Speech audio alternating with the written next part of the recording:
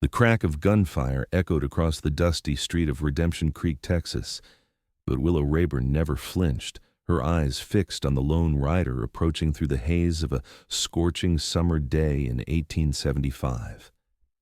The townsfolk scattered like startled birds at the sound, but Willow remained, her calico dress billowing in the hot breeze, a silent challenge in her emerald eyes as she watched the stranger dismount with the fluid grace that marked a man who lived in the saddle.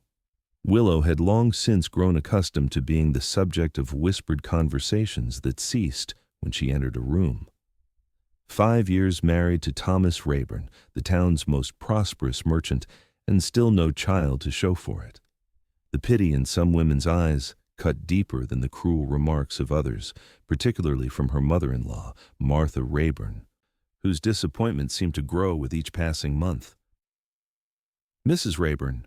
The stranger tipped his hat as he passed, his voice carrying the rough texture of someone who'd seen the harsher side of the frontier. She nodded curtly, not bothering to correct his assumption. Her husband lay 6 feet under in the cemetery on the hill, taken by influenza 3 months prior, leaving her with a store to run and a town full of judgment to face alone. The stranger's eyes lingered on her face a moment too long before he continued toward the saloon, his spurs jangling with each step. Something about him stirred Willow's curiosity, perhaps the way he carried himself, confident but not boastful, or maybe the kindness in his blue eyes that seemed at odds with the weathered lines of his face. "Shameful," Martha Rayburn's voice cut through Willow's thoughts as her mother-in-law approached from behind. "A widow shouldn't be staring at strange men in the street, though I suppose it's that barren womb of yours making you desperate."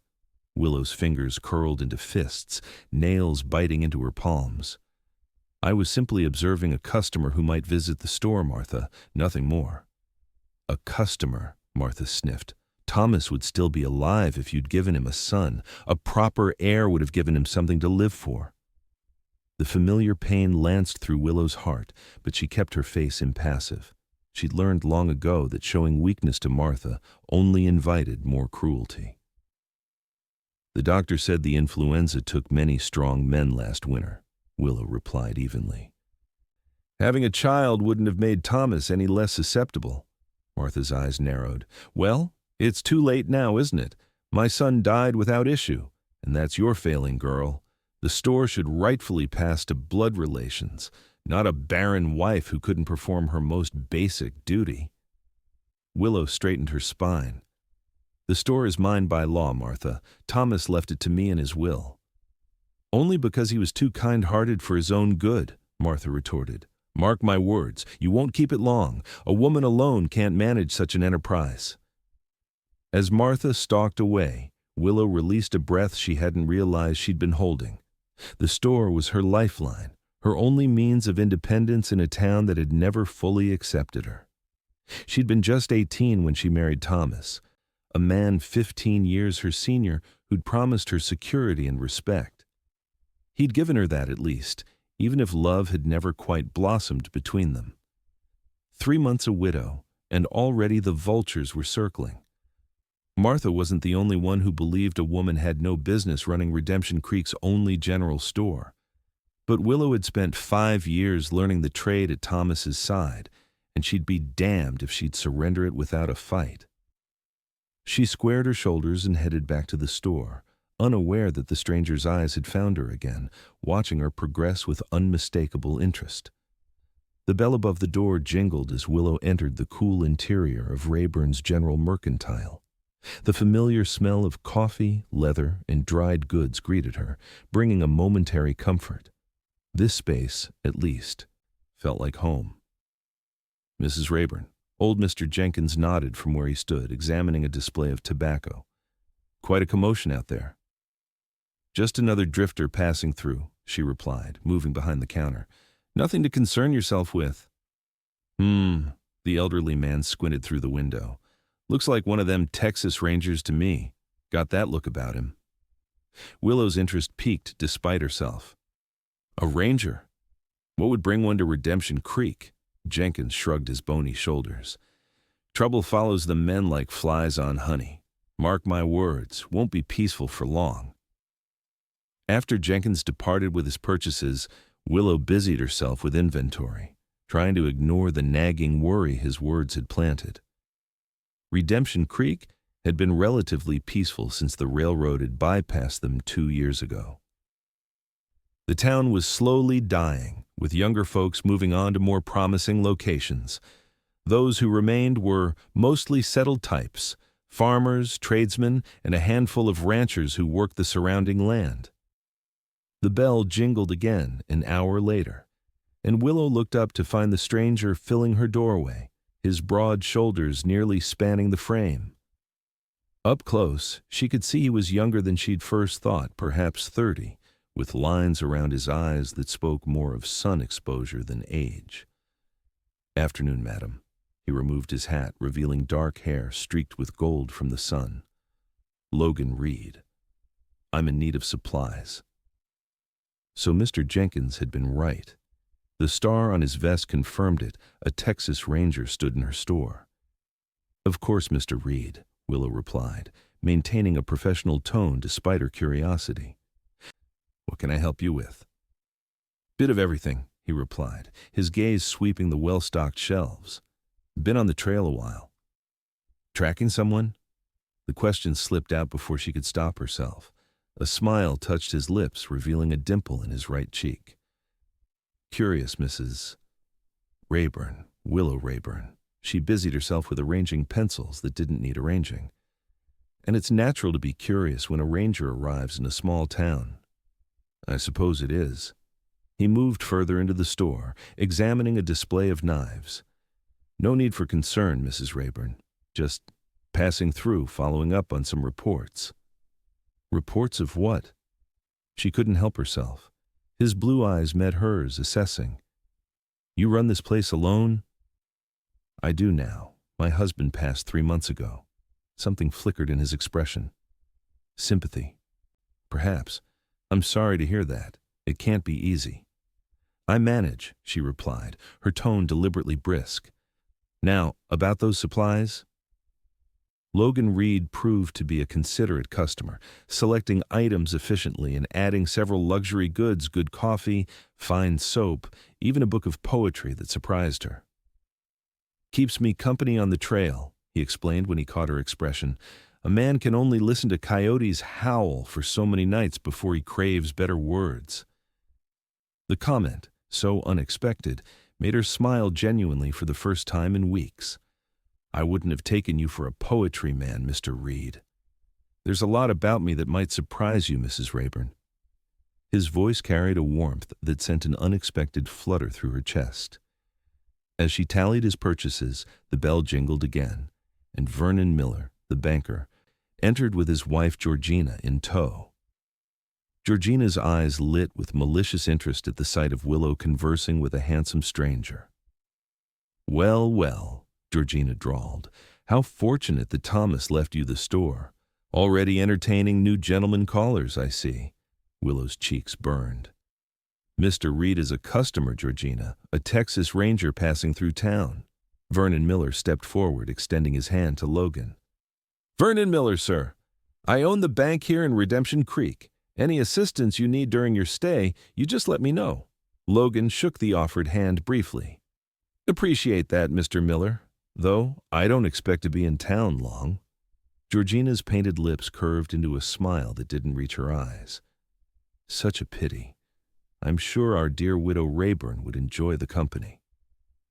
"It must be so lonely for her, especially since she never had the comfort of children."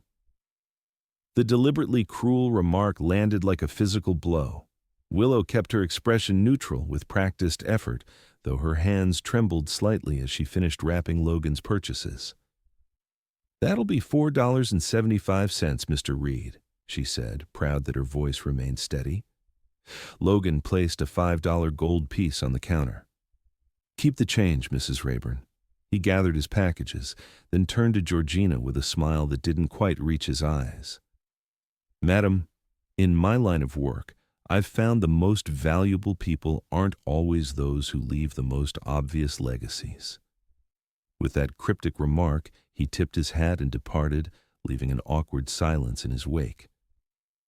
"Well," Georgina huffed, "the nerve of that man." Vernon cleared his throat. "We came to discuss the store, Willow. I've had an offer from a businessman in San Antonio who's interested in purchasing it. Quite a generous offer, considering the circumstances." Willow's spine stiffened. "The store isn't for sale, Vernon." "Be sensible," the banker urged. "A woman alone can't manage a business like this. It's not proper, and frankly, not sustainable. You should take the money and perhaps move somewhere you can start fresh." "I appreciate your concern," Willow replied, not bothering to hide the ice in her tone. "But as I told Martha this morning, the store is mine by law, and I have no intention of selling it." Vernon's expression hardened. "You're being stubborn, Willow. Thomas would want you provided for, not struggling to maintain a business you're ill-equipped to run." "I ran this store alongside Thomas for 5 years," she countered. "I know every aspect of the business." "It's different now that you're alone," Georgina interjected. "People talk, Willow. A young widow running a business, entertaining male customers." She let the implication hang in the air. "If you're not here to make a purchase," Willow said firmly, "I'll have to ask you to leave. I have inventory to complete before closing."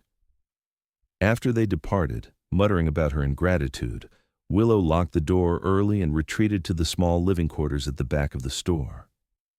Only then did she allow the tears to come, hot and bitter, as she sank onto her narrow bed. She was so tired of fighting the town's expectations, fighting Martha's venom, fighting her own body that had failed to give Thomas the children he'd wanted. The doctor in Austin had confirmed it 2 years ago. Something was wrong with her womb, he had said clinically. She would never bear children. Thomas had accepted the news with quiet resignation. He'd been kind about it, never blaming her outright, but she'd seen the disappointment in his eyes. They'd continued as partners in business, if not fully in life, a cordial arrangement that provided comfort, if not passion. Now, alone at 23, Willow faced a future that seemed increasingly precarious. Vernon Miller's offer was just the beginning. They would try to take the store from her, one way or another. Outside, the day was fading into dusk, and with it came the sounds of Redemption Creek's modest nightlife piano music from the saloon. Occasional laughter, the clop of horses along the main street. Willow washed her face, composed herself, and returned to the ledgers. The store's finances were solid, but not flourishing. The town was slowly withering, and with it, her customer base. A soft knock at the back door startled her. Cautiously she approached. The small derringer Thomas had insisted she keep close at hand, now in her apron pocket. "Who is it?" she called. "Logan Reed, madam. Sorry to disturb you after hours." Curious, she opened the door to find the ranger standing in the alley, hat in hand. "Mr. Reed? Is something wrong?" "No, madam. I just wanted to apologize for what happened earlier. Those folks had no call to speak to you that way." The unexpected gesture of kindness nearly undid her composure. "That's very considerate, Mr. Reed, but hardly necessary. I'm quite accustomed to Georgina Miller's particular brand of concern. May I speak plainly, Mrs. Rayburn?" She hesitated, then nodded. "I've spent enough time in small towns to recognize when someone's being circled by vultures. That banker's offer, it wasn't his first attempt to get the store from you, was it?" "No," she admitted, though it was the first outright offer. "There have been suggestions, concerned advice, reminders of my limitations as a woman alone." Logan's expression darkened. "I noticed something else. The Miller woman's comment about children that seemed deliberately aimed to hurt you." Willow's throat tightened. "The good people of Redemption Creek believe a woman's primary value lies in her ability to produce children. I failed in that regard." "Failed?" His voice was gentle. "That's not failure, Mrs. Rayburn. That's just life dealing the cards differently than expected." The simple kindness in his words threatened to crack the careful shell she'd built around herself. Would you like to come in for coffee, Mr. Reed? It's getting chilly out here. He seemed surprised by the invitation, but nodded. Much obliged. In the small kitchen behind the store, Willow busied herself with the coffee pot, acutely aware of Logan Reed's presence filling the modest space. He sat at her small table, his large frame making the furniture seem diminutive, his hat placed carefully beside him. "How long have you been a ranger?" she asked, setting cups on the table. "Going on 8 years now," he replied. "Joined up after the war." "You fought in the war?" She poured the steaming coffee. He nodded. "Confederate cavalry, though I had my doubts about the cause. Was barely 18 when I enlisted. Saw things no boy should see." "And afterward, you chose to continue facing danger as a ranger." She sat across from him, warming her hands on her cup. "It seemed the right fit. I'm good with a gun, better with horses, and I've got a knack for tracking." He took a sip of coffee, appreciation warming his features. "This is mighty fine coffee, Mrs. Rayburn." "Willow, please." The invitation to use her given name surprised even her. "Willow," he repeated, and somehow her name sounded different in his voice. "It suits you strong but graceful." She felt color rising in her cheeks and quickly changed the subject. "You mentioned reports that brought you to Redemption Creek?" Logan's expression grew more serious. "There's been trouble with cattle rustlers in the region. Small operations hit hardest family ranches losing stock they can't afford to lose. The pattern's been moving this way." "There are several small ranches around Redemption Creek," Willow observed. "The drought's been hard on them already." "Exactly why they make tempting targets. Fewer hands to patrol the range, cattle already scattered looking for water." "Is that why you're really here? To warn the ranchers?" Logan's blue eyes held hers. "Partly. There's also word that someone might be coordinating these rustling operations from a town in these parts. Someone with connections, someone respectable folks wouldn't suspect." The implication was clear, and Willow's mind immediately went to Vernon Miller. The banker had gradually acquired interests in several struggling ranches over the past year. "I couldn't say who that might be," she said carefully. "No, I don't expect you could." Logan's smile told her he understood her caution. Small towns have long memories and little forgiveness for those who speak out of turn. They talked for nearly an hour, the conversation flowing with surprising ease. Logan told her of his childhood on a small farm in East Texas, of his widowed mother who'd raised 3 boys on her own after his father died in a farming accident. She never remarried, he explained, though she had offers. Said she'd found her great love once, and that was enough for one lifetime. Ran that farm better than any man could have. Taught us boys everything from mending fences to reading Shakespeare. "She sounds remarkable," Willow said softly. She was. Passed 2 winters ago. Pneumonia. His eyes clouded briefly with the memory. "But she lived life on her own terms, and that's something, isn't it?" "It's everything," Willow agreed, thinking of her own precarious independence. When Logan finally rose to leave, Willow felt an unexpected reluctance to see him go. It had been so long since she'd had a conversation that wasn't tinged with judgment or pity. "Thank you for the coffee, Willow," he said, settling his hat on his head, "and the company. Both were mighty welcome after weeks on the trail." "You're welcome to come back tomorrow," she found herself saying. "The coffee will be just as good, I promise." His smile reached his eyes this time, crinkling the corners. "I'll hold you to that promise." After he'd gone, Willow cleared the cups with a strange lightness in her chest that she hadn't felt in years. It was dangerous, she knew, to feel this way about a man who would likely be gone within days. But for this one evening, she allowed herself to savor the simple pleasure of being seen, truly seen, by someone who didn't measure her worth by the children she couldn't bear. The next morning dawned clear and bright, the September sun promising another scorching day. Willow opened the store at 7 as usual, her thoughts occasionally straying to Logan Reed, despite her best efforts to focus on business. By mid-morning, The usual rhythm of the store had settled in. Farmers' wives came for supplies, ranch hands picked up tobacco and ammunition, and the town gossips lingered to exchange the latest news under the pretense of selecting fabric. It was nearly noon when Martha Rayburn swept in, her black morning dress immaculate despite the dust outside, her face set in its perpetual expression of disapproval. "Willow," she nodded curtly, "I require a word with you." "Of course, Martha," Willow replied, finishing with Mrs. Peterson's order before turning her attention to her mother-in-law. "What can I help you with?" "Not here," Martha hissed, glancing at the other customers. "In private."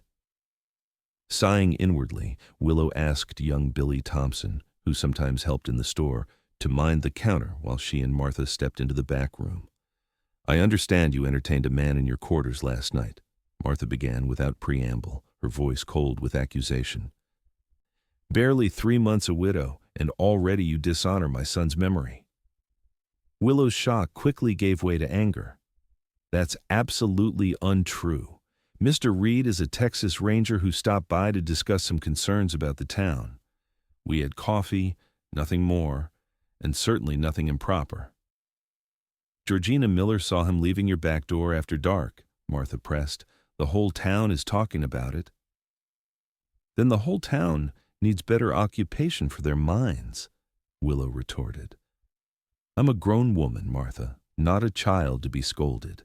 And while I have nothing to be ashamed of, even if I did, my life is my own now." Martha's eyes narrowed. "Is it? You seem to forget that everything you have came from my son. This store, this roof over your head, all of it should rightfully belong to Thomas's family." "I was Thomas's family," Willow said quietly. "His wife for 5 years." "A wife who failed in her most fundamental duty," Martha snapped. "If you had given him a son, things would be different, but you couldn't even do that much."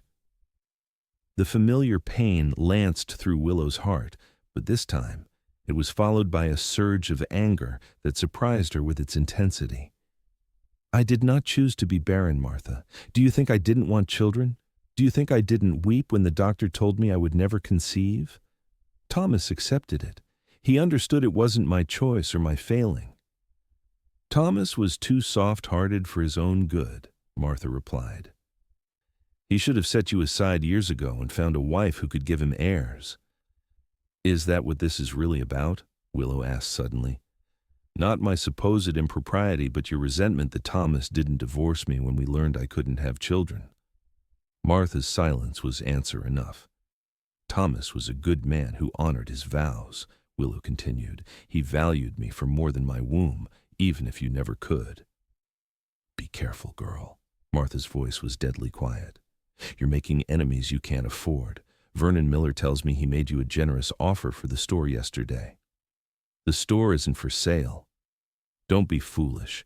A woman alone can't survive in business, especially a woman with your reputation. Take the money and go somewhere else. Start fresh." "This is my home," Willow said firmly. "I'm not going anywhere." Martha's lips thinned to a bitter line. "We'll see about that. Pride comes before a fall, Willow. Remember that." After Martha left, Willow leaned against the wall, trying to steady her breathing. The confrontation had left her shaking with a mixture of anger and fear. Martha wielded considerable influence in Redemption Creek, and if she was aligned with Vernon Miller in wanting the store, Willow's position was more precarious than she'd realized. When she returned to the front of the store, she found Logan Reed examining a display of pocket knives, his tall frame drawing curious glances from the other customers. "Mr. Reed," she greeted him, conscious of the whispers already starting.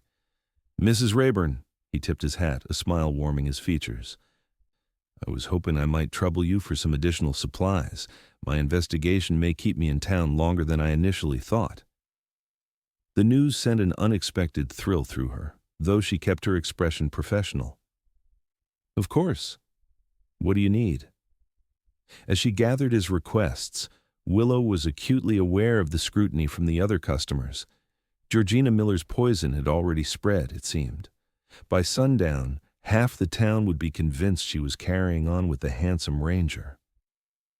"Is something troubling you?" Logan asked quietly when the other customers had drifted away. Willow hesitated, then made a decision. "Could you return after closing? There's something I think you should know." His expression grew serious. "I'll be here at 6 sharp." True to his word, Logan appeared at the back door precisely at 6.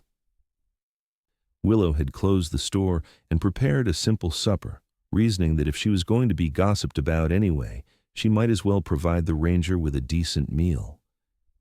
"Something smells mighty fine," he observed as he hung his hat on a peg by the door. "Just a simple stew," she replied. "I thought you might appreciate a home-cooked meal after all that trail cooking." "You thought right," Logan smiled, washing his hands in the basin she'd prepared. "Though I hope I'm not imposing." "Not at all." Willow busied herself with serving the food, suddenly nervous about what she intended to share. "Mr. Reed." "Logan," he corrected gently. "If we're sharing a meal, I think we can dispense with formalities." "Logan," she nodded. "I asked you here because I believe there may be a connection between your investigation and some situations I've observed in town." His expression sharpened with interest. "What kind of situations?" Over supper, Willow outlined her suspicions about Vernon Miller. The banker had been acquiring interests in struggling ranches for the past year, always after a series of misfortunes befell the owners.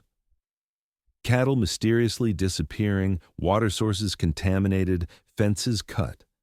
By itself, it might seem like ordinary bad luck and a businessman taking advantage, Willow explained, but the pattern is too consistent, and Miller's wealth has grown considerably, more than the banking business in a declining town could explain. Logan listened intently, asking occasional questions that revealed his sharp mind.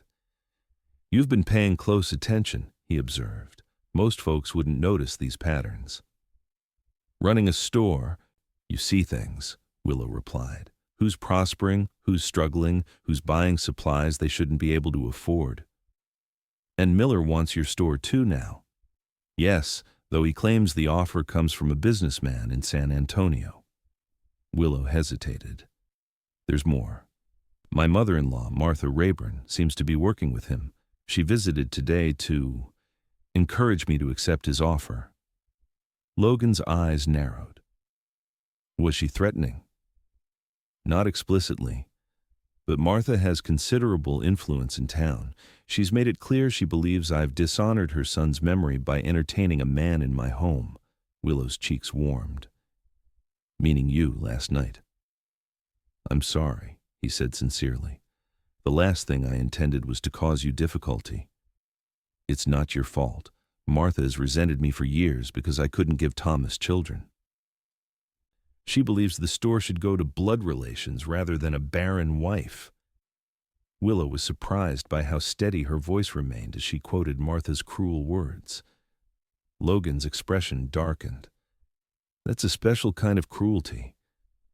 "It's how things are," Willow shrugged, trying to seem matter-of-fact. "A woman's value is measured by her children here." "Not to everyone," Logan said quietly, his blue eyes holding hers. "Some of us see value differently." The moment stretched between them, charged with something Willow wasn't quite ready to name. She broke it by standing to clear the dishes. "Thank you for the information," Logan said, rising to help her. "It fits with what I've been gathering. Miller's name has come up before, though never with enough evidence to warrant action." "Will you investigate him?" Willow asked. "I intend to, but I'll need to be careful. If he is behind the rustling operations, he's dangerous, and now I'm concerned he might pose a threat to you as well." The thought hadn't fully occurred to Willow until that moment. "You think he would harm me to get the store?" "I think a man who organizes cattle rustling wouldn't balk at intimidating a woman alone."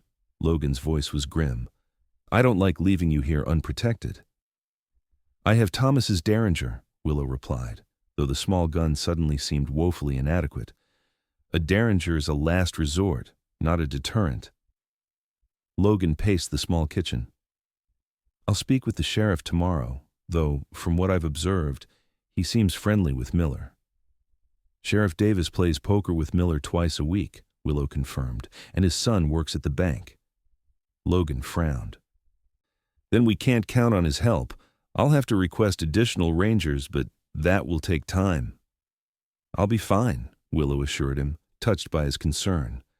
I've managed on my own these past months. You haven't been a direct threat to Vernon Miller's plans until now, Logan pointed out. Refusing his offer changes things. They discussed possibilities for nearly an hour, Logan finally suggesting that Willow might consider staying with a friend until he could secure additional protection. I don't have many friends here, Willow admitted. I came to Redemption Creek as a bride, and, well, when it became clear I couldn't have children, the other women grew distant, as though barrenness might be catching. Logan's expression softened with sympathy. I'm sorry, Willow. That must have been a lonely road. It was, she acknowledged quietly. Thomas was kind about it, but there was always that disappointment between us, the knowledge that I'd failed him in some fundamental way. You didn't fail anyone, Logan said firmly.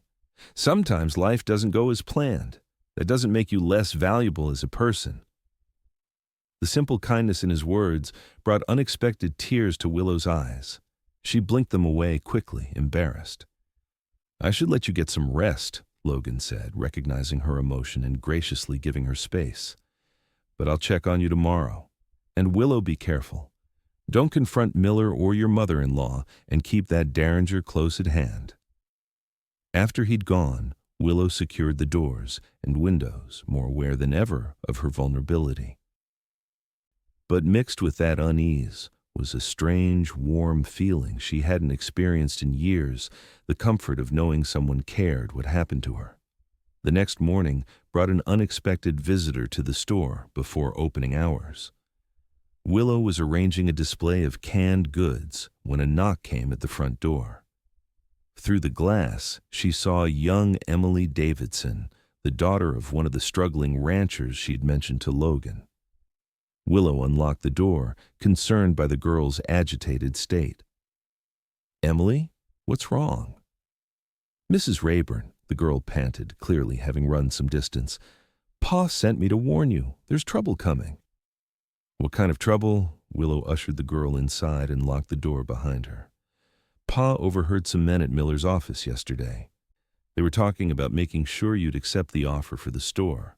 Emily's voice dropped to a whisper. They said they'd convince you tonight if necessary. A chill ran down Willow's spine.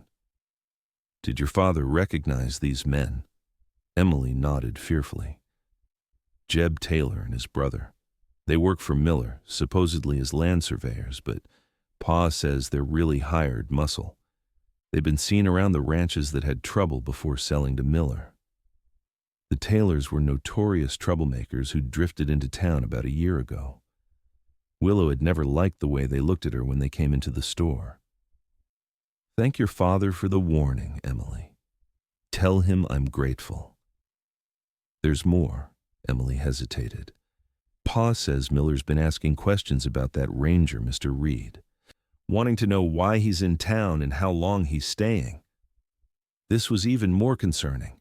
If Miller suspected Logan was investigating him, the ranger could be in danger too.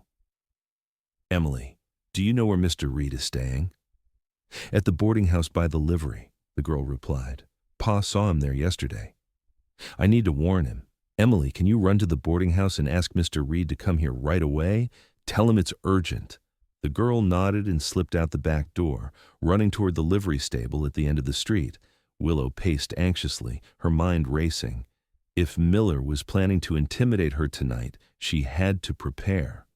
The derringer was in her apron pocket, but as Logan had pointed out, it was a poor defense against determined men. Perhaps she should pack some essentials and leave town for a few days, at least until Logan could arrange for additional rangers. She was so lost in thought that she didn't hear the front door open until the bell jingled. Whirling around, she found herself face to face with Jeb Taylor, his brother Cole looming behind him. Store ain't open yet, Jeb drawled, his cold eyes taking in her startled expression. But we figured you might make an exception for us, Mrs. Rayburn. Willow's hand slipped into her pocket, fingers closing around the derringer. What do you want, Mr. Taylor? Just a friendly conversation, Jeb replied, moving further into the store while Cole secured the door behind them. About your future plans. My plans are none of your concern, Willow said firmly, backing toward the counter where the shotgun Thomas had kept for emergencies was hidden underneath. See, that's where you're wrong, Jeb's smile never reached his eyes. Mr. Miller's taken an interest in your welfare. He's concerned about a woman trying to run a business all alone in these difficult times. How thoughtful of him, Willow replied coldly. Please tell Mr. Miller I appreciate his concern, but I'm managing quite well. Cole Taylor snickered. Heard you've been managing with that ranger's help. Real friendly-like from what folks say. Willow's cheeks burned with anger.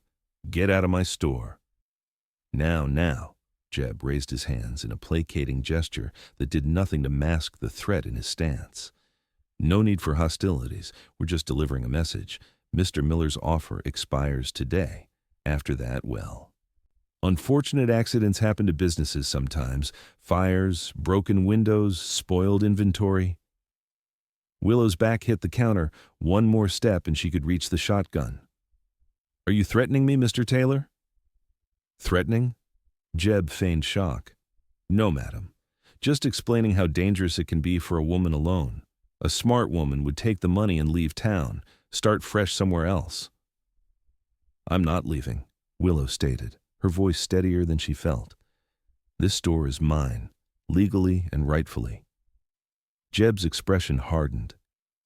Legal don't always mean right, Mrs. Rayburn. Some folks think a barren woman's already taken more than her fair share from this town. The cruel words hit their mark, but Willow refused to show it. My husband didn't share that opinion, Mr. Taylor. And his is the only one that matters regarding this store. Your husband's dead, Cole stated bluntly, and dead men don't have opinions. But living rangers do, came a voice from the back of the store. Logan Reed stood in the doorway to the living quarters, his revolver trained steadily on Jeb Taylor. Step away from Mrs. Rayburn, now. The Taylor brothers froze, clearly surprised by Logan's appearance. This is a private business matter, Jeb recovered first, his hand hovering near his own gun. No concern of the Rangers. Threatening a woman sounds like a legal concern to me, Logan replied, his voice deceptively calm.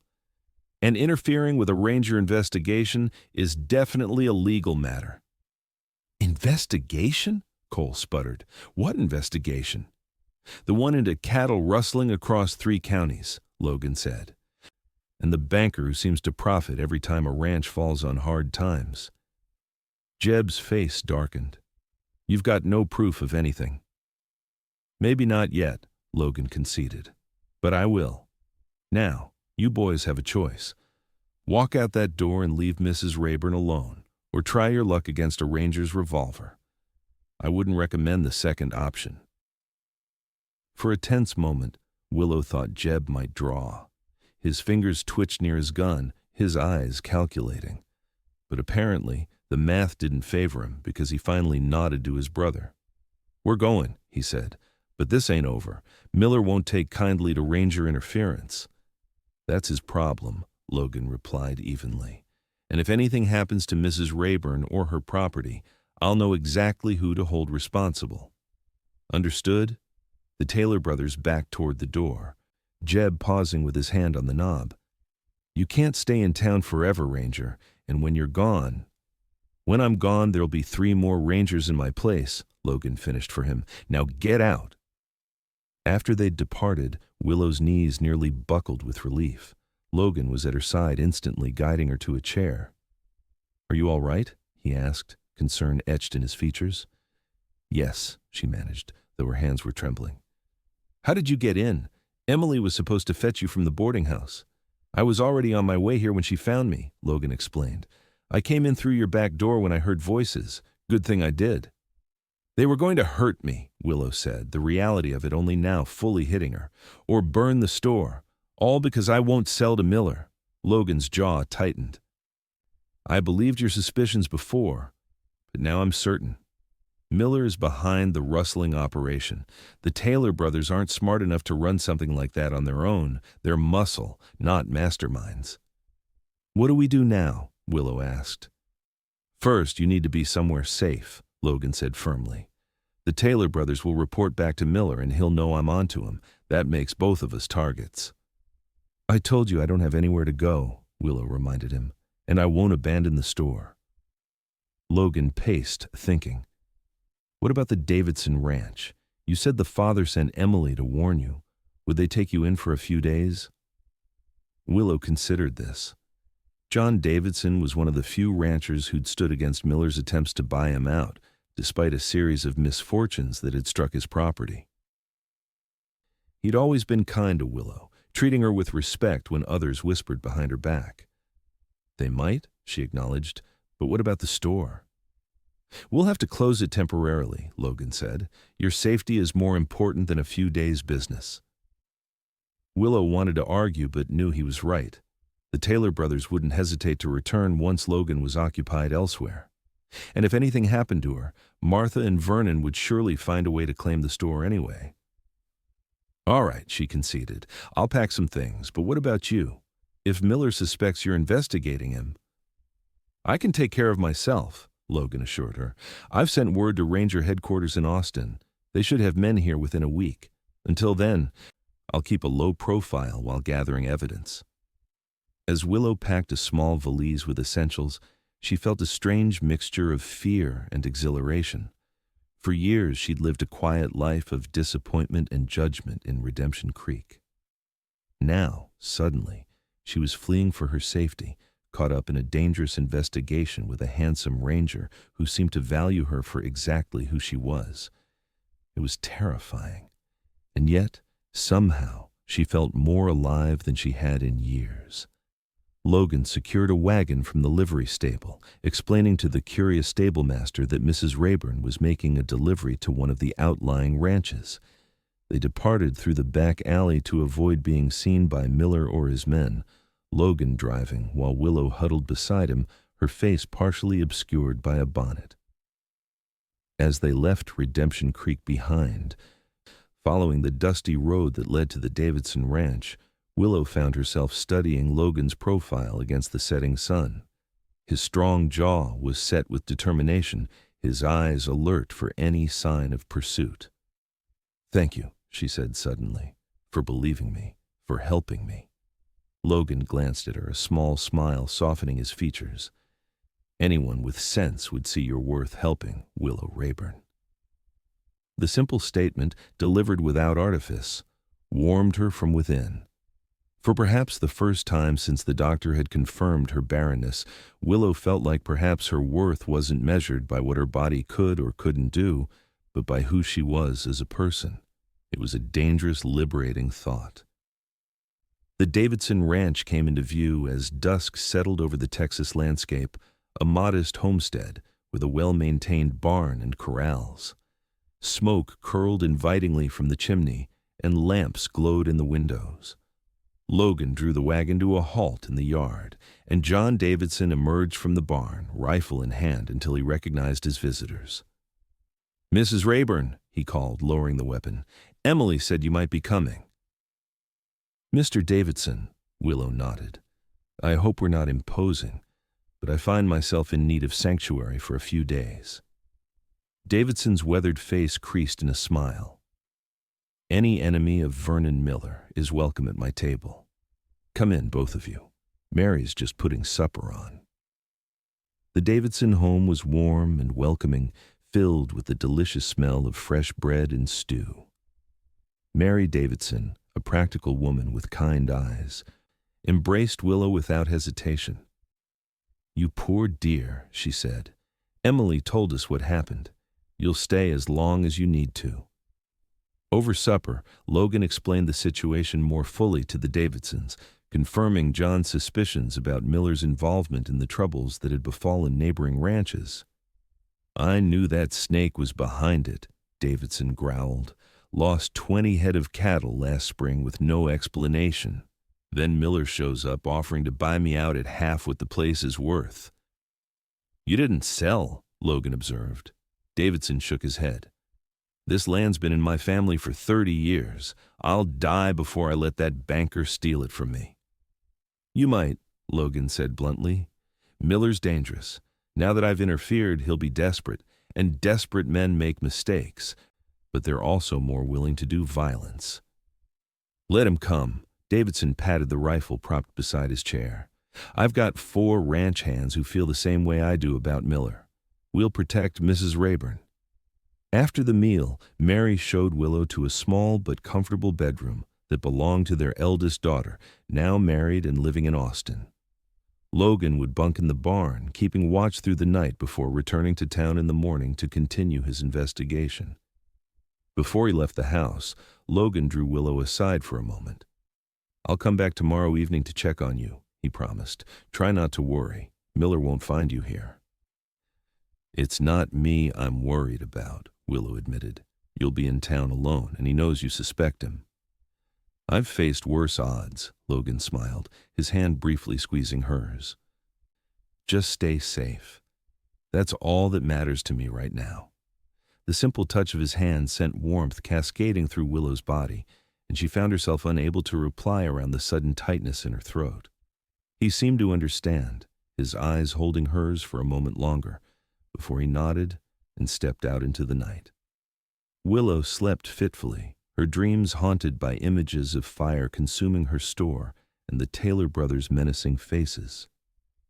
She woke before dawn, the unfamiliar room disorienting her until she remembered where she was and why. She dressed quickly and made her way to the kitchen, where Mary Davidson was already preparing breakfast. The older woman smiled warmly. You're an early riser, she observed. That'll serve you well as a rancher's wife someday. Willow nearly dropped the cup she was holding. I beg your pardon? Mary's eyes twinkled knowingly. That ranger looks at you like a man dying of thirst looks at water, Mrs. Rayburn. And unless I miss my guess, you feel something for him too. He's just doing his job, Willow protested weakly, protecting a citizen in danger. Mary smiled, returning to her biscuit dough. I've been married 30 years, dear. I know the look of a man in love when I see it. Love? The notion was absurd. She'd known Logan Reed for barely 3 days. And yet, there was something there, something that made her heart race when he was near, something that felt dangerously like hope. Even if there were feelings, Willow said carefully, I can't have children. No man wants a barren wife. Mary's hands stilled in the dough. Is that what you truly believe? That your only value as a woman lies in your womb? Put so bluntly, the notion sounded ridiculous, and yet it was exactly what she'd been taught her entire life. A woman's purpose was to bear children, to continue the family line. Without that ability, what was she worth? I don't know what I believe anymore, Willow admitted. Mary wiped her hands on her apron and came to sit beside Willow at the table. Let me tell you something, Mrs. Rayburn. John and I were blessed with 4 children who lived to adulthood, but before them, I lost 3 babies, 2 before birth and 1 just a week after. The doctor told me I might never carry a child to term. Willow's eyes widened. But you did. Yes, eventually. But during those dark years, John never once made me feel like I was failing him. He said to me, Mary, I married you for you, not for the children you might give me. If it's just the 2 of us until we're old and gray, that's more than enough. Tears pricked at Willow's eyes. Thomas was kind about it, but I always knew he was disappointed. And that's the difference between a man who loves the whole woman and one who sees her as a means to an end, Mary said gently. Your ranger, he strikes me as the first kind. He's not my ranger, Willow protested automatically. Mary just smiled and returned to her biscuits. We'll see. The day passed slowly, with Willow helping Mary with household chores to distract herself from worrying about Logan in town. By late afternoon, her nerves were frayed with anxiety. What if Miller had somehow discovered Logan was investigating him? What if the Taylor brothers had ambushed him? She was standing on the porch, scanning the road for any sign of a rider, when John Davidson joined her. "He'll be along," the rancher assured her. "Rangers are tough as old leather." "I hope you're right," Willow replied. "I can't help feeling responsible. If anything happens to him because he was trying to help me." "From what I've seen, that man makes his own choices," Davidson said, "and he's chosen to stand by you. That's rare, Mrs. Rayburn, especially in these parts where most folks are only looking out for themselves." Willow nodded, her eyes still fixed on the dusty road. "Mr. Davidson, may I ask you something personal?" "Ask away." If Mary had never been able to have children, would you have stayed with her?"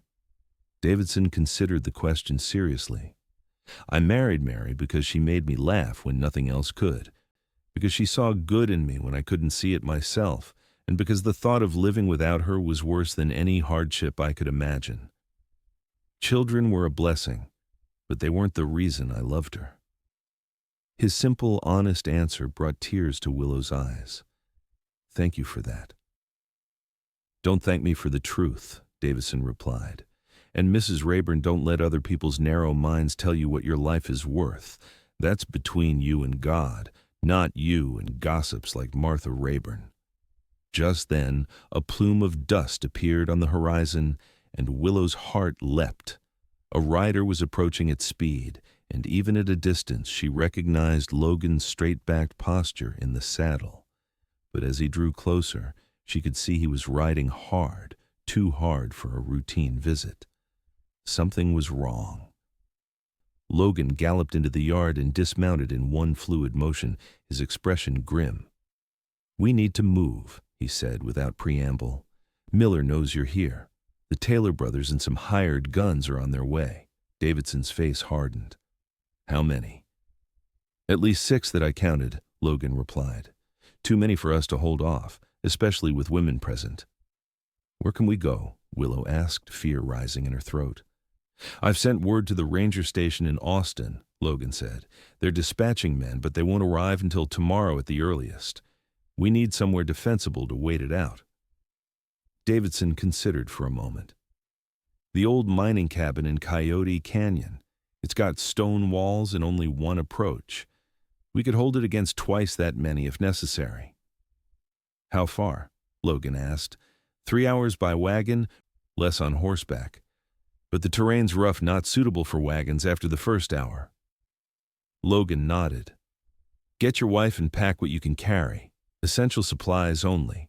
We leave in 10 minutes. As Davidson hurried inside, Logan turned to Willow, his eyes softening with concern. "Are you all right?" She nodded, though her heart was racing. "What happened in town?" "Miller made his move sooner than I expected," Logan explained, leading her toward the barn to help prepare the horses. "He tried to have me arrested on false charges, claimed I threatened him in his office. Sheriff Davis was all too happy to oblige his friend." "But you got away," Willow observed. A grim smile touched Logan's lips. "Being a ranger has its advantages. Davis found himself looking down the wrong end of my badge and my gun. He's locked in his own jail now, along with Miller's clerk, who was willing to testify about the rustling operation once he realized which way the wind was blowing." "So you have evidence against Miller now?" "Enough to arrest him, yes, but he's gone to ground. Left town as soon as he heard his clerk was talking." Logan's expression darkened. "But not before sending the Taylor brothers to take care of loose ends, including you and the Davidsons." The gravity of the situation hit Willow fully. This wasn't just about her store anymore. People could die, good people like the Davidsons who had only shown her kindness. "This is all my fault," she whispered. Logan stopped what he was doing and turned to her, his hands gripping her shoulders gently but firmly. "None of this is your fault, Willow. Miller is a criminal who's been terrorizing this region for months. You were brave enough to stand against him when others wouldn't. It's not fault, that's courage." The conviction in his voice steadied her, and she nodded, squaring her shoulders. "What can I do to help?" "Pack food and water," he instructed. "And that derringer of yours. I hope you won't need it, but better to have it." Within 15 minutes, they were mounted and ready, Willow on a gentle mare borrowed from the Davidsons, Logan on his own sturdy gelding, and the Davidsons on their horses. Emily rode behind her father, while the youngest Davidson boy, 12-year-old James, rode with his mother.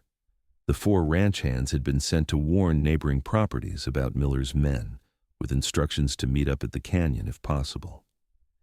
They set out at a fast trot, Davidson leading the way across his property toward the rugged hills beyond.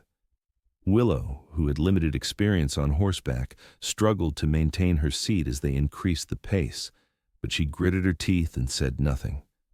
Her discomfort was meaningless compared to the danger they all faced. Logan rode beside her, occasionally reaching out to steady her when the terrain grew particularly rough. "You're doing well," he encouraged. "Not much further now." The sun was setting by the time they reached the narrow entrance to Coyote Canyon, casting long shadows across the rocky landscape. The temperature dropped rapidly as they wound their way up the canyon, the path becoming steeper and more treacherous. Finally, they rounded a bend, and the cabin came into view, a sturdy structure of stone and timber nestled against the canyon wall, with a clear view of the approach. "It's not much," Davidson apologized as they dismounted. "Built by miners 30 years ago, but the walls are solid and there's a spring inside." "It's perfect," Logan assured him, helping Willow down from her horse. "Defensible position, clear line of sight. We can hold out here until reinforcements arrive."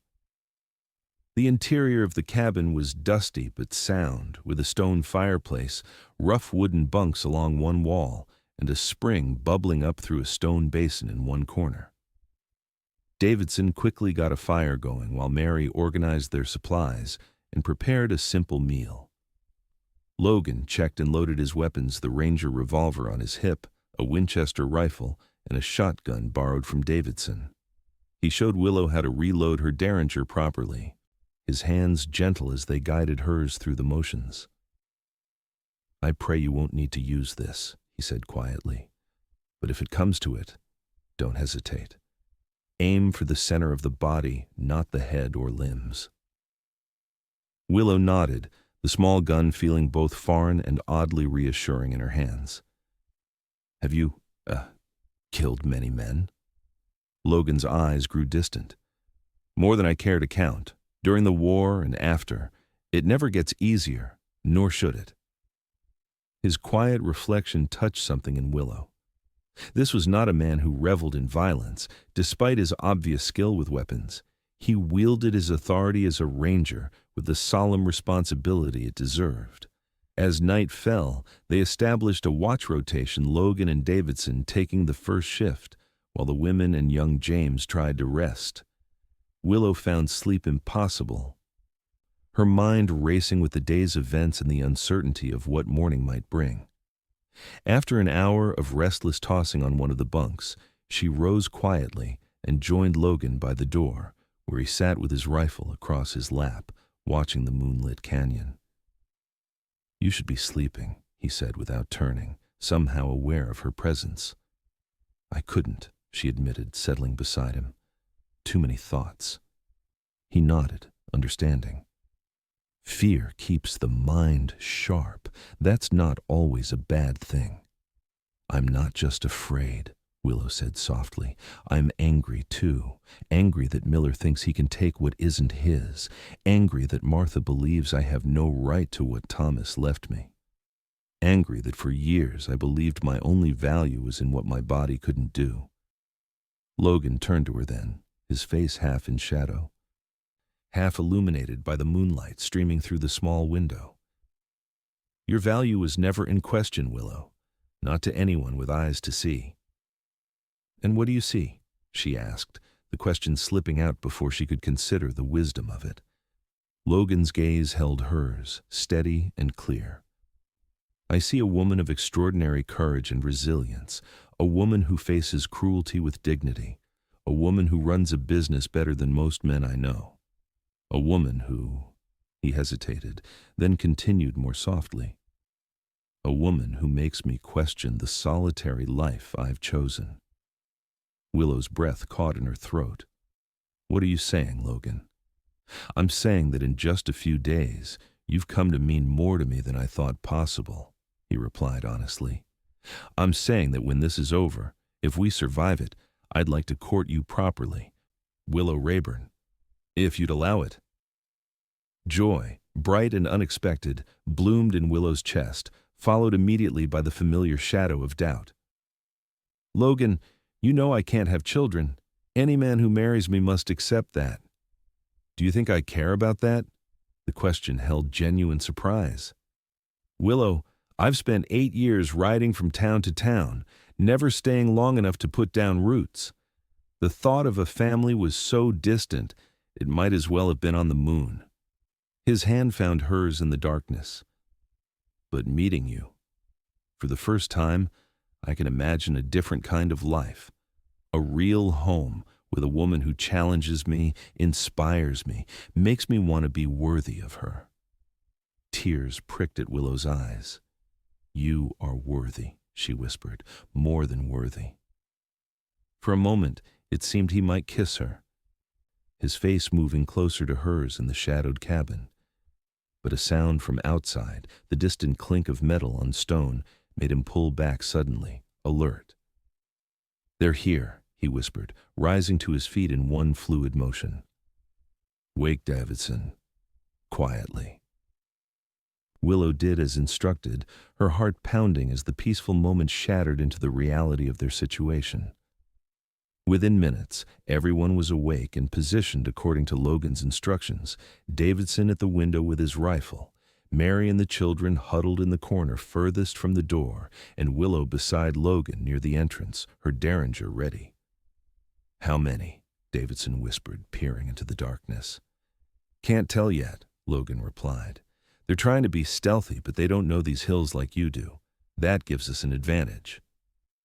They waited in tense silence, the minutes stretching into what felt like hours. Occasionally they would hear a muffled sound, a horse's snort, the scrape of a boot on stone, but no clear indication of how many men approached or from where. Then, suddenly, a voice called out from the darkness. We know you're in there, Ranger. Send out the woman and we'll let the rest of you live. Logan's jaw tightened. Jeb Taylor, he muttered. I should have known Miller would send him to do his dirty work. What do we do? Willow asked, her voice remarkably steady despite her fear. We hold our position, Logan replied. If they want to fight, they've found one. He moved to the window, careful to stay out of the line of fire. You're trespassing on private property, Taylor, he called out. I'm a Texas Ranger upholding the law. Any man who fires on this cabin will be hunted down for attempted murder. A harsh laugh answered him. Big words for a man outnumbered 6-1. Miller's offering $1,000 for the woman, dead or alive. $2,000 for your head, Ranger. Is that what your freedom's worth, Taylor? Logan countered. Because I guarantee you'll swing if you come through that door. The exchange seemed to agitate the attackers, and a shot rang out, splintering the wooden frame of the window. Davidson cursed and returned fire, his rifle crack echoing through the canyon. Got one, he called grimly, as a cry of pain came from the darkness. What followed was a chaotic exchange of gunfire, bullets thudding into the thick walls of the cabin, while Logan and Davidson returned careful, measured shots, making each bullet count. Willow found herself loading rifles, her hands surprisingly steady as she passed the weapons to the men. They're trying to circle around, Logan observed, spotting movement along the canyon rim. Davidson, can they reach us from above? The rancher shook his head. The slopes are too steep on this side. They'd have to come in the front door. As if to prove his point, a volley of shots concentrated on the cabin's entrance, wood splintering as bullets found their mark. Logan pushed Willow down below the window level, shielding her with his body as glass shattered inward. Are you hit? He asked urgently, his hands checking her for injuries. No, she assured him, though her heart was racing so fast she could barely speak. I'm all right. The attack intensified, becoming more desperate as the night wore on. Twice, men rushed the door, only to be driven back by well-placed shots from Logan and Davidson. Young James proved his worth, reloading weapons with nimble fingers while his mother tended to a graze on her husband's arm where a bullet had caught him. Then, during a lull in the firing, they heard a newfound horses approaching fast from the canyon entrance, multiple riders moving without attempt at stealth. "That'll be Miller with reinforcements," Davidson said grimly. "We're in trouble now." Logan checked his ammunition with a frown. "We're running low. If they mount a coordinated attack—" Willow clutched her derringer, determination hardening within her. She would not be taken alive to satisfy Vernon Miller's greed or Martha's spite. She would not be the cause of this good family's destruction. "Logan," she said quietly, "if it comes to it, don't let them take me." His eyes met hers, understanding her meaning instantly. "It won't come to that," he promised fiercely. "I'll die before I let them harm you." The approaching riders were closer now, the thunder of hooves echoing through the canyon. But something was wrong. There were no shots from Taylor and his men, no calls or coordination with the newcomers. Suddenly, a voice called out, unfamiliar, authoritative. "Texas Rangers! Taylor! Drop your weapons and surrender!" Logan's expression transformed with hope. "The reinforcements," he breathed. "They made it earlier than expected." The night erupted in a new exchange of gunfire, but this time it wasn't directed at the cabin. The Rangers had caught Taylor's men in the open, caught between two forces. It was over remarkably quickly after that. 3 Rangers had arrived with 2 deputy marshals, responding to Logan's urgent message. They'd encountered Miller on the road trying to flee the region and had him in custody already. The Taylor brothers and their remaining men surrendered when they realized they were outgunned and surrounded. As dawn broke over the canyon, painting the rocks in shades of pink and gold, Willow stood outside the cabin watching as the Rangers secured their prisoners. Logan was deep in conversation with the Ranger captain, his face animated as he detailed the evidence against Miller and his accomplices. Mary Davidson came to stand beside her, wrapping a motherly arm around Willow's shoulders. "You did well last night," she said. "Steady as any man I've seen in a fight." Willow smiled tiredly. "I was terrified the entire time." "Courage isn't the absence of fear," Mary replied wisely. "It's standing your ground despite it." She glanced toward Logan, who was now looking in their direction. "And I think you've found a man who understands that." When the Rangers prepared to leave with their prisoners, Logan approached Willow, his expression a mixture of relief and something deeper, more personal. "It's over," he said simply.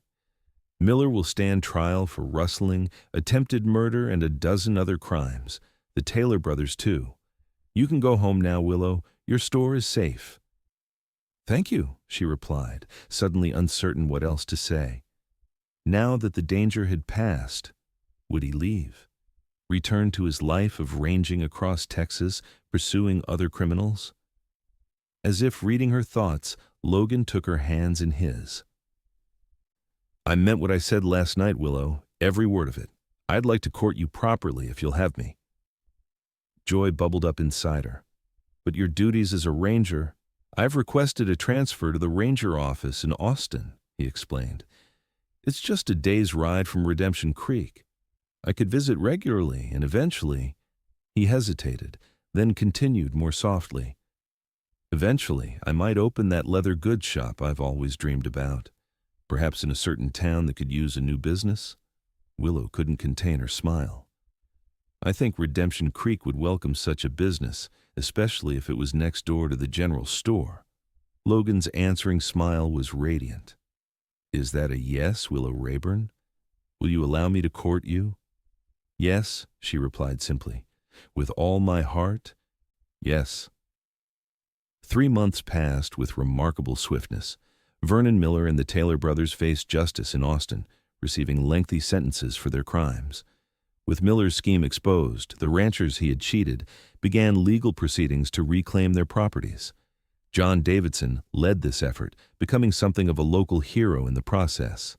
Redemption Creek itself began to change. With Miller's corrupting influence removed, honest businesses flourished. The railroad company, hearing of the renewed prosperity, began surveying for a possible spur line that would connect the town to the main route. Logan kept his word, visiting Willow every weekend while maintaining his ranger duties in Austin. Their courtship was the subject of much gossip in Redemption Creek, but for once, Willow found she didn't care what people said. The joy she felt when Logan was near outweighed any discomfort from wagging tongues. Martha Rayburn remained bitter, but her influence had waned considerably since Miller's arrest. When it became clear that Willow's store was thriving under her management, even expanding to include a small lending library, Martha eventually left town to live with her sister in Dallas. On a crisp October evening, Logan arrived in Redemption Creek earlier than expected, his expression uncharacteristically nervous as he entered the store just before closing time. "Logan," Willow greeted him with delight. "I wasn't expecting you until tomorrow." "I couldn't wait," he replied, taking her hands in his. "I have news." Her heart skipped. "Good news, I hope?" "The best." His smile was brilliant. "I've resigned my commission with the Rangers, effective next month, and I've purchased the vacant storefront next to yours." Willow's eyes widened. "You're really doing it? Opening your leather goods shop?" "I am." Logan's voice was firm with conviction. "It's time for me to put down roots, Willow, the kind that last a lifetime." With that, he reached into his pocket and withdrew a small velvet box. Willow's breath caught as he knelt before her, right there in the middle of her store. "Willow Rayburn," he said, his voice steady despite the emotion in his eyes. "These past months have been the happiest of my life. You've shown me what it means to have a home, not just a place to rest, but a person to come back to.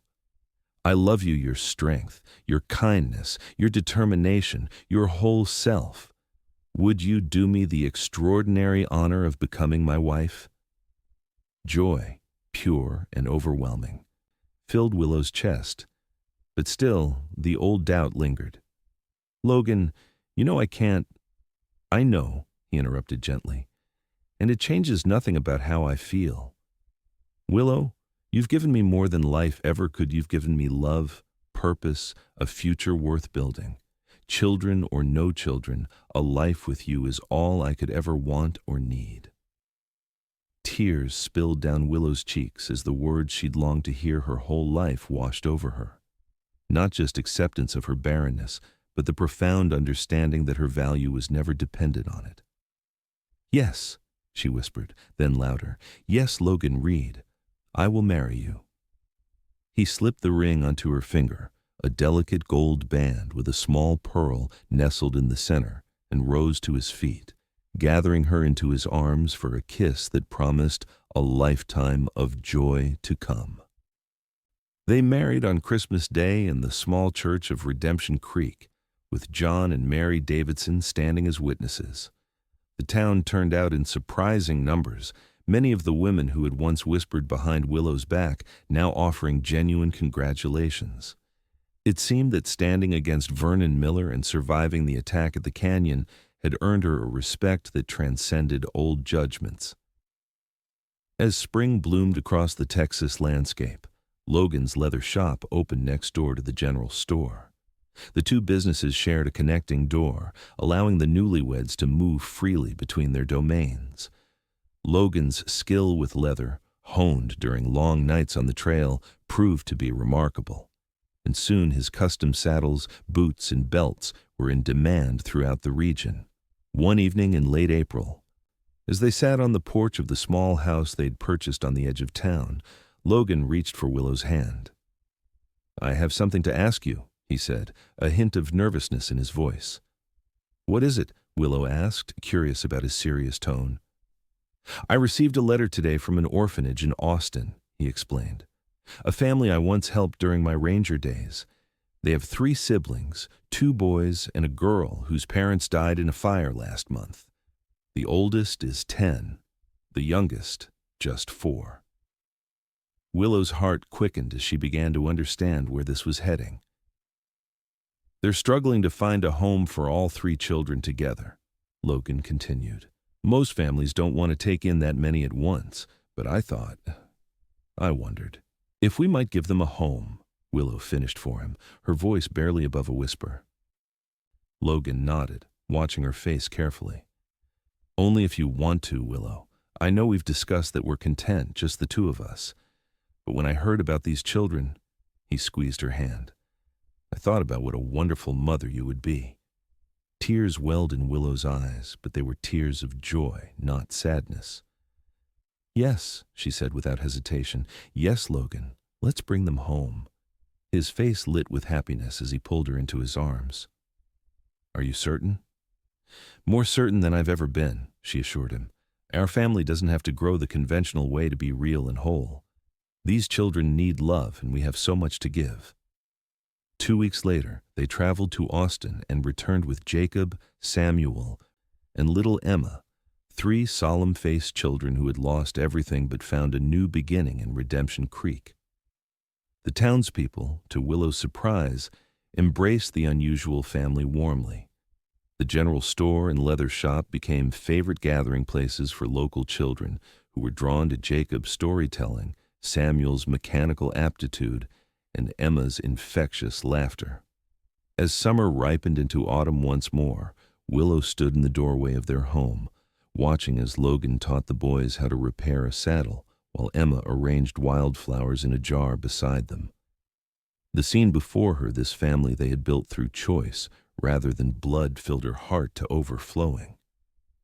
Logan looked up, catching her eye across the yard. The love in his gaze was unmistakable.